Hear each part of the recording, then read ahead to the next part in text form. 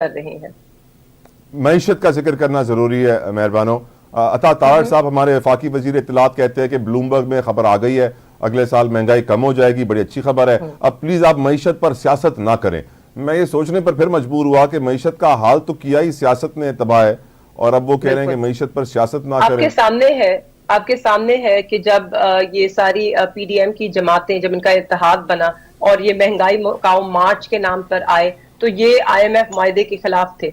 आपको याद होगा बिलावल भुट्टो साहब ने फ्लोर ऑफ द हाउस पे, पार्लियामान के फ्लोर के ऊपर एक बयान दिया कि हम मुस्तरद करते हैं और फाड़ दो ये मुआहदा और ये पाकिस्तान को बेच आए, और इस तरह की गुफ्तगू उन्होंने की थी। आज उसी मुआहदे पे कि जिसके पीछे वो भाग रहे हैं, दौड़ रहे हैं और कह रहे हैं इस पे सियासत ना की जाए। इनकी तो सियासत का दारो मदार था ही मईशत।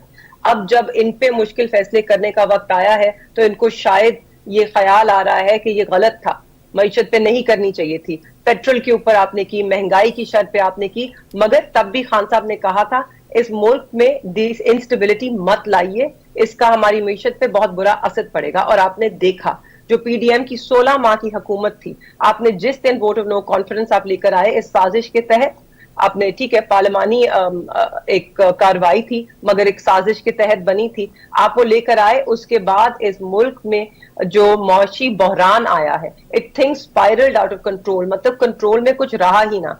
16 महीनों में जो हमने महंगाई देखी वो आज हमें इस नहज पे लाई है कि 28% आपकी जो इन्फ्लेशन के परसेंटेज है वो 28% पर है।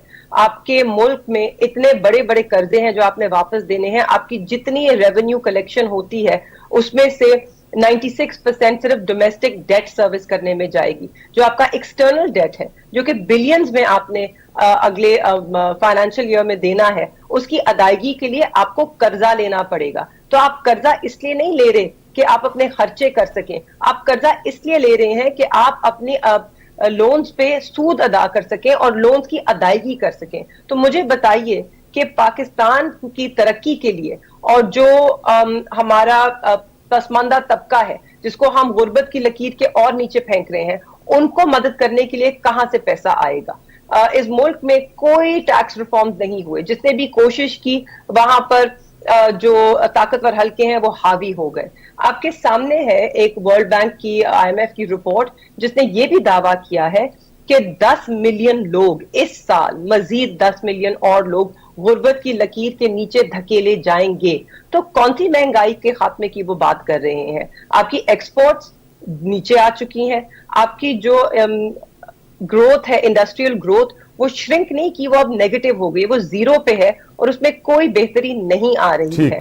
तो ये मतलब सोच के ऊपर या सिर्फ वाइब्स के ऊपर तो नहीं आपकी मईशत बेहतर हो सकती। आपके फंडामेंटल्स चेंज नहीं कर रहे हैं। आप क्या करने जा रहे हैं कि जिससे चीजें बेहतर होंगी? आपको मालूम है कि जो आईएमएफ का मुआहदा आपका अब नया आएगा उसमें स्ट्रक्चरल रिफॉर्म्स बहुत जरूरी है, जिससे सबसे पहले तो महंगाई कम नहीं होगी, महंगाई अभी मजीद बढ़ेगी। इनको लोगों से सच बोलना चाहिए, इनको आदत नहीं है सच बोलने की। आपके टैरिफ्स गैस के, बिजली के ऊपर जाएंगे, आपके टैक्सेस ऊपर जाएंगे। आप में इतनी ताकत तो है नहीं कि आप नए लोगों को टैक्स नेट में लाएं। जो सैलरी, जो तनख्वाहदार तबका है उसी के ऊपर मजीद